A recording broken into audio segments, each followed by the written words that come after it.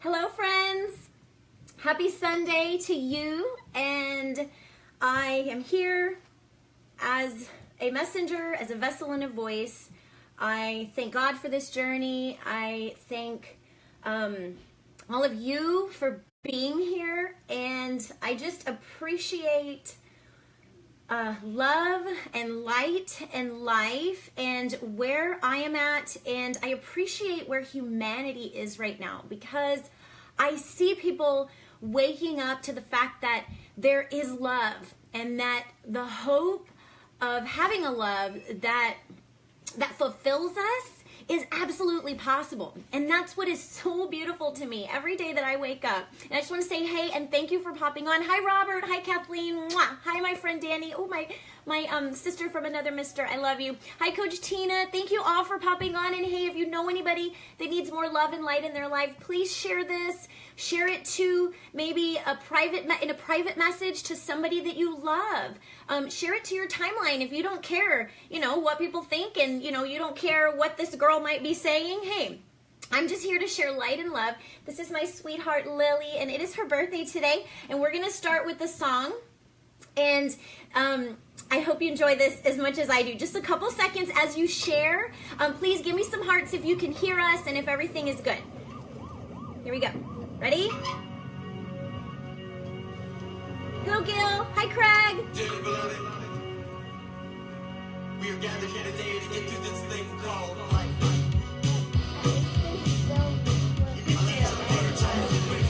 Hi, Renee.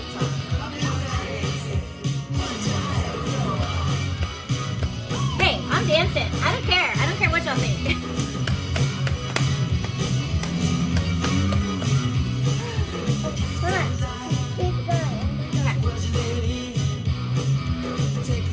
We're celebrating life. We're celebrating love. Friends. A friendly world. I love you all.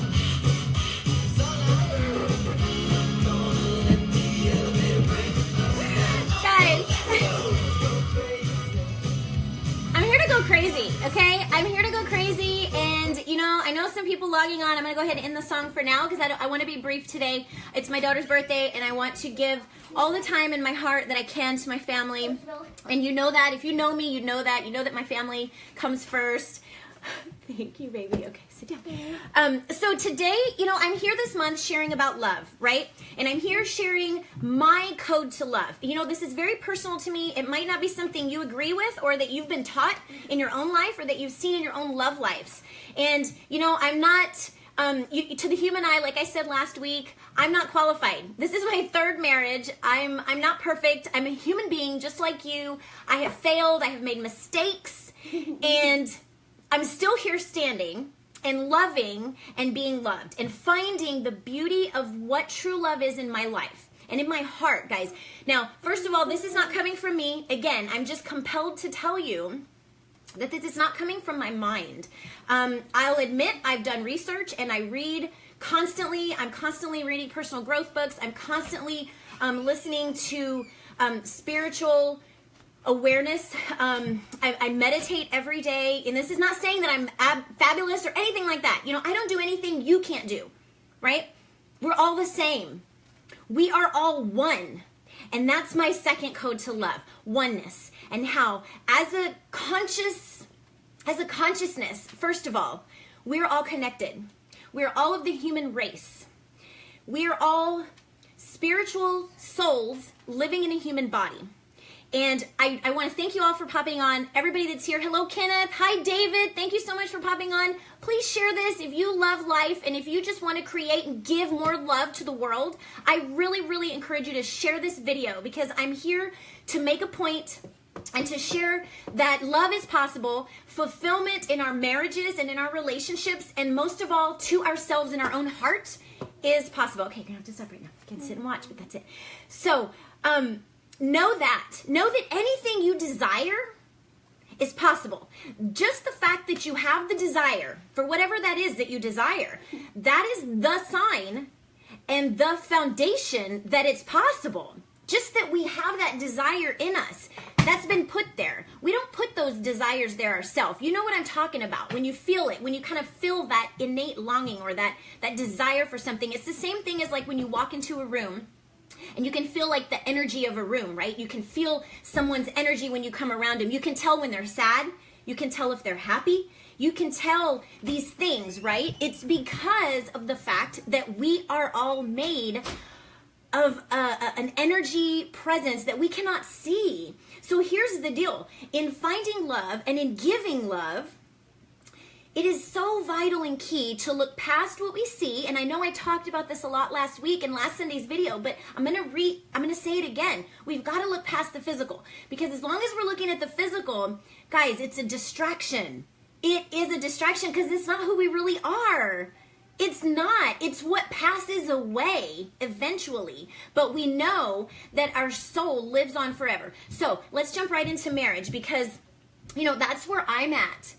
And that's what God's inspired me to talk about and to share because of my journey and just because of what I've been through. You know, I've known darkness. You know, I've known darkness. I've had things, you know, happen to me. I've gotten myself into situations that I'm not proud of or that I wasn't proud of. But now I see that those were simply life experiences to learn more about who I am and to be able to share with the world the beauty that life still can be and that love still can be in our lives. So when you get into a relationship, you know, last week we talked a lot about the first code to love was giving, and particularly giving love to yourself first and loving yourself, growing yourself, filling up your cup, you know, filling up yourself, knowing who you are, finding what your heart's, you know, longing and desire is. We must address that first.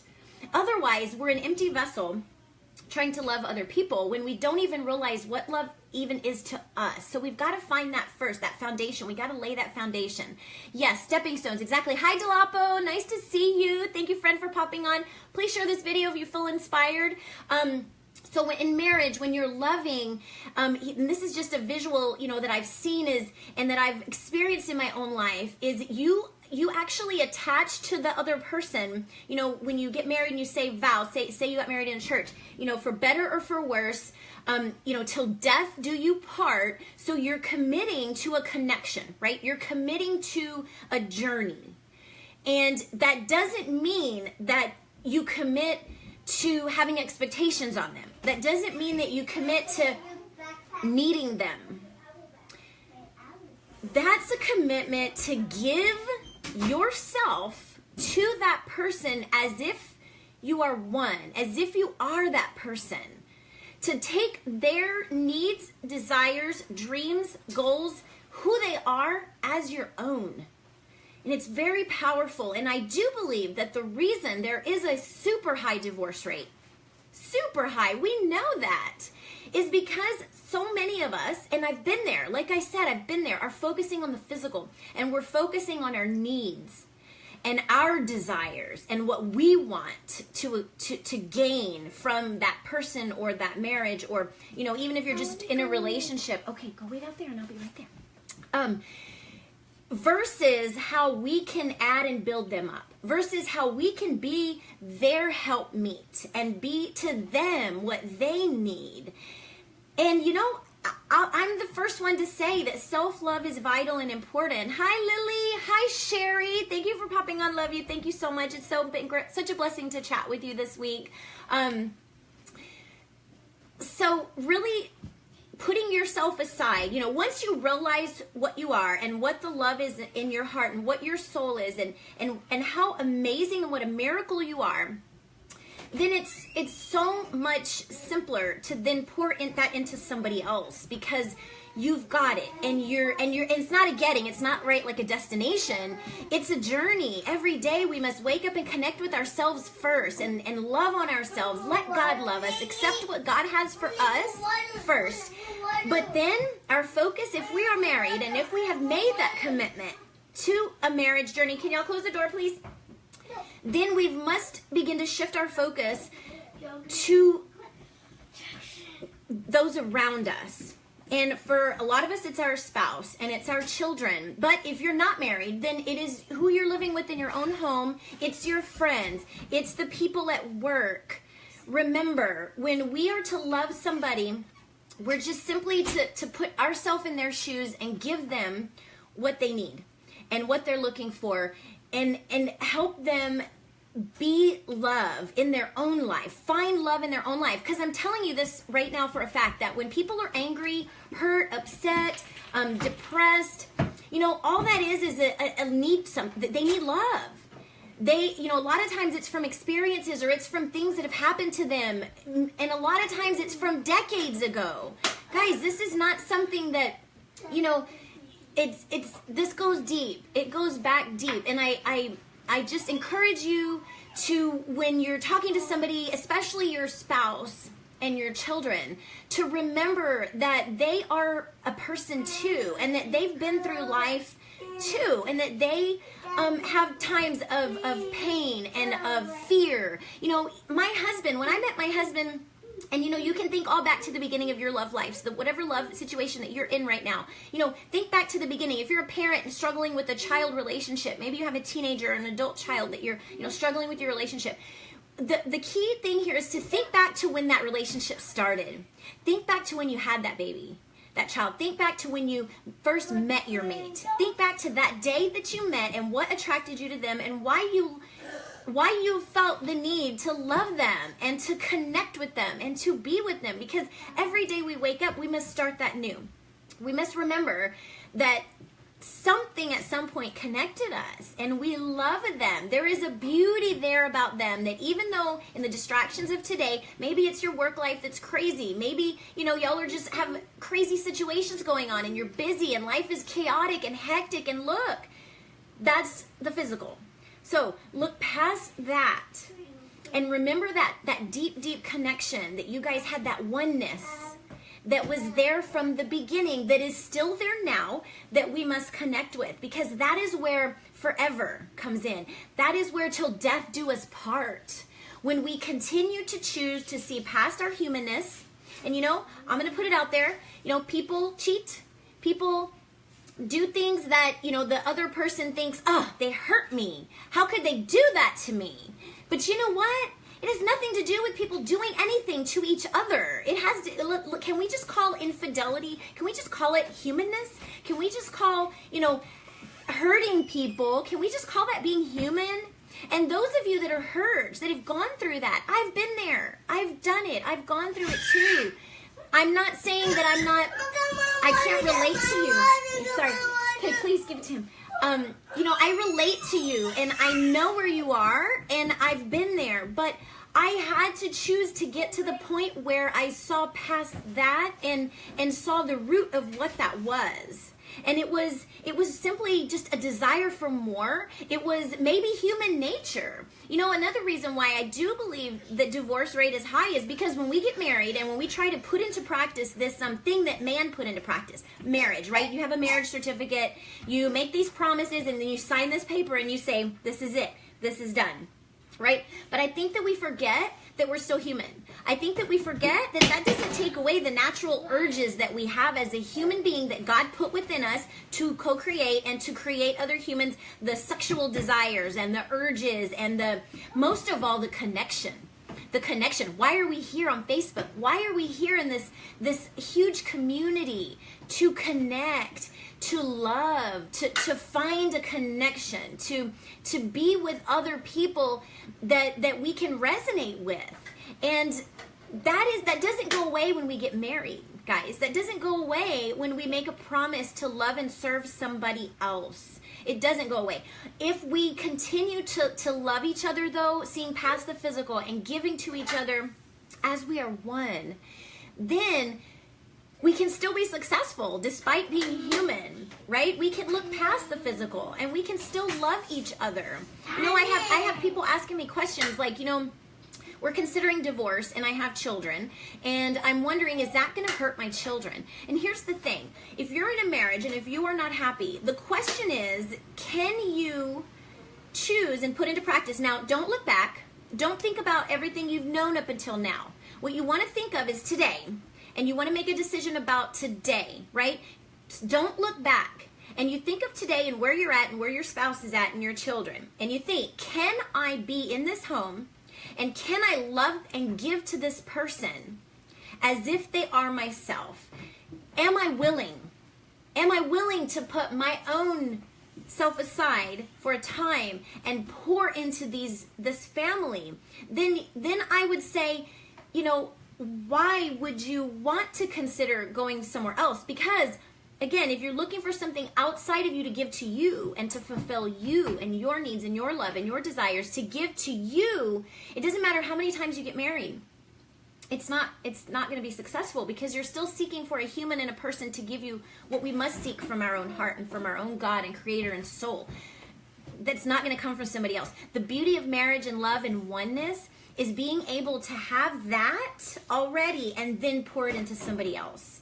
That's where you see marriages lasting for decades, when they choose to truly be friends. And it's a simple question. Can I be this person's friend? True friend. True friend. Can I treat them as a friend? Can I speak to them every day as a friend would?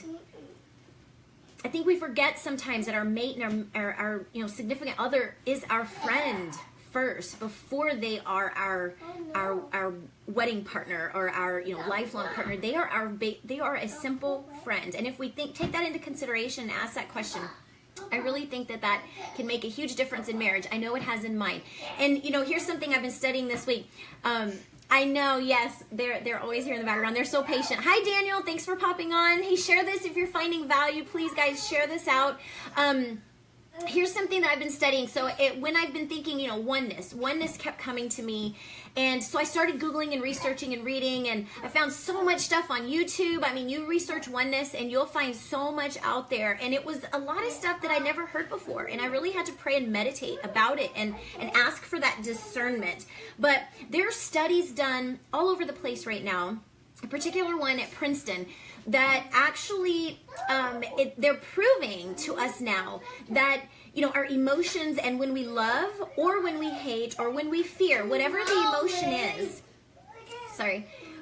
emotion is, creates an energy about us. And not only us, but as an entire community, as an entire state, as a nation, as a world, as humanity. So they've done these studies on major events, and some of them were just really impactful to me because they could see literally areas of the world that there was more energy there. Like, it's measurable. So here's the deal. When you're loving your spouse and when you're loving your children, even if you think they don't deserve it, even if you've got those, stinking thinking thoughts in your mind, like, well, they're not, are they going to give it back to me? Am I going to get anything back from this? Is this going to work? Yes, I'm here to tell you that it does work. It's proven. And if you believe in God, and if you are a believer especially, then you know what you give comes back. You know what that means, and you have that faith. So go back to that faith. And again, I'm not here to convert or be religious. I'm here to let you know that love is possible, and that anything you truly want and believe in your heart, you can have.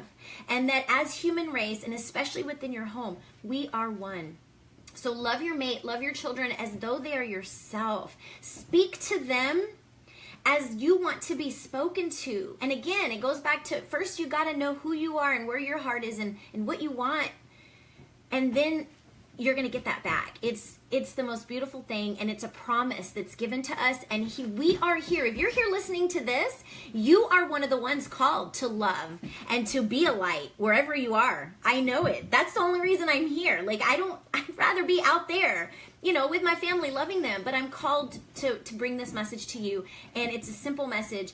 And, it's one of love and peace and harmony. And what I want for myself is what I want for you. It's what I want for everyone out there. And because I've seen it, and because I am experiencing it right now, I know it's possible. Again, I'm not perfect. I'm human just like you. But I've chosen to really connect with my heart on a daily basis and connect with my purpose and ask and it's a daily thing. It's not something that you do once and you're done. It's a commitment as marriage to give and to be one with that person. So I encourage you and I inspire you to not give up, to hold the faith, and to realize your potential first. And then when you're loving and when you're looking at your partner and your significant other and your children, to see the best in them. See the light and the love and the potential and the possibility. Don't see the fault. Don't focus on past failures. Don't look back in the rear view mirror. Start every day fresh and love, and choose to be one with those around you. Hi, Pamela. Hi, Jacqueline. Thank you for popping on. I love you all so much. Please watch from the beginning. I'm bringing it to an end now, but I really just want to inspire you to connect with that higher consciousness, with that higher energy that is available to us, that when you start to feel overwhelmed and when you start to feel fearful and lonely, or like your spouse doesn't love you, or like you're doing something wrong, to close your eyes and look past the physical. Because that is so key. It's so, so key to love, to loving, to learn to love. Because if we love things and if we seek anything we can see to fulfill us, we will not be fulfilled. And, you know, I'm 41 years old and I'm still on this journey. I've lived most of my life not realizing that I can be loved and that I can love. You know, I worried a lot growing up. Will I be able to love my husband? Will I be able to love my children like I'm supposed to? Because, you know, like I said, I've been there. I've been through it. I've been through life. I've been through life. And I know you have too. And I know some of you are going through life right now. And I just want to let you know, don't lose hope. Know you're not alone. Hold the faith. Connect with your Creator. Again, I said this last week, and I really always really encourage people to find a spiritual practice. If you don't already have one, reach out, send me a message, and I will send you one that I use. And you know, this is personal. This is just what works for me. Everybody's different, but again, when we look past the physical, we're all on a level of consciousness that is the same. We are all one. We are all one. Whether you believe it or not, you know. You know when you walk into a room that you can feel people. You know when you talk to somebody that you can feel it in their voice, whether they're up or down. We are all one and we are all connected. So I love you all so much, and I just thank you for popping on. Chelsea, I love you. Yes, you are loved and deserving of love. That's powerful, guys. So as always, I created a playlist, a music playlist, because for me in my own personal life, music has been something that has been able to, that I go to when I need that level of energy picked up, you know, when I need to be more positive and when I kind of don't feel it, you know, when I'm not feeling it. I'll put on some music that will boost my energy and lift me up. And, you know, last Sunday I shared a playlist, but this Sunday I made a new one. And this Sunday is more, it's really on oneness and loving others. Many love songs, and you'll see that I'm a classics girl. I was born in 76, so a lot of these are classic songs that I listened to growing up. I had records and cassette tapes of some of this, and, you know, just a sampling. Be open-minded when you're listening to this too, because, you know, there's videos here that I don't even know what some of the videos look like. Just be open. Listen, find the love, reconnect with loving yourself first, so that then you can reconnect with loving other people, and in a healthy way, not in a needy way, but in a healthy way where you're truly giving, not expecting anything in return, right? Hi, Carrie. Thanks for popping on. Yes, Sam. So much gratitude. And I have gratitude for you guys for listening and watching and being part of this connection that Facebook gives us here to connect with people that are like-minded, that are just simply here to bring light and life to the world. Love classics. Yay! Okay, so I'm going to edit the post, and I'll put the playlist in the post, and I'll also comment with it here. So if you know anybody that loves music, share it with them.